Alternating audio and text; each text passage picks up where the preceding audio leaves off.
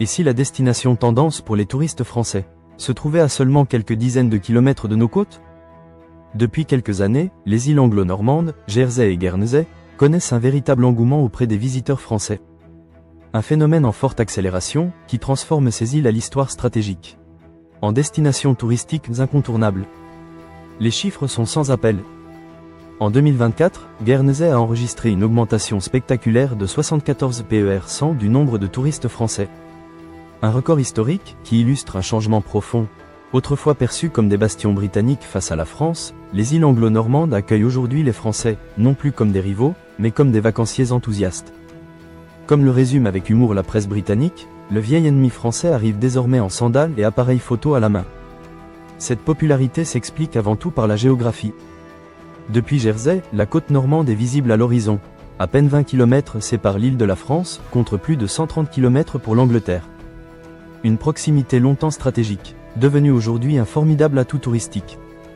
L'ouverture de nouvelles liaisons maritimes directes depuis Saint-Malo, notamment par Brittany Ferry, a transformé ces îles en destination facile d'accès, idéale pour une escapade de quelques jours. Mais l'attrait des îles anglo-normandes ne se limite pas à leur accessibilité. Leur histoire est intimement liée à celle de la France. Le château de Mont-Orgueil, construit au XIIIe siècle, en est un symbole frappant, un nom français pour une forteresse britannique. Jersey et Guernesey sont britanniques par allégeance, mais profondément normandes par leur culture, leur toponymie et leur héritage.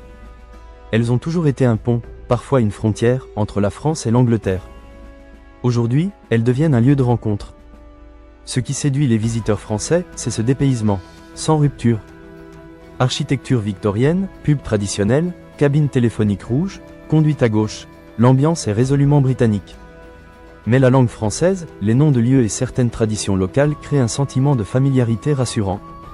Les touristes britanniques, eux, voient cet afflux français comme une opportunité, plus de dynamisme économique et une atmosphère cosmopolite renforcée. Les îles anglo-normandes bénéficient également d'un statut fiscal particulier, distinct du Royaume-Uni et de l'Union européenne. Un avantage apprécié pour le shopping, notamment sur certains produits. Ajoutez à cela des paysages côtiers préservés, une gastronomie mêlant influences françaises et britanniques, et des infrastructures touristiques de qualité, le cocktail est particulièrement attractif. Aujourd'hui, les îles anglo-normandes incarnent une nouvelle réalité, des territoires autrefois marqués par la rivalité franco-britannique, devenus des espaces d'échange, de tourisme et de patrimoine partagé. Une preuve que le tourisme peut transformer l'histoire, en opportunité, et les anciennes frontières, en pont culturel. Si ce type d'analyse vous intéresse, abonnez-vous à notre chaîne, et retrouvez-nous pour d'autres contenus sur les territoires, les opportunités et les dynamiques internationales.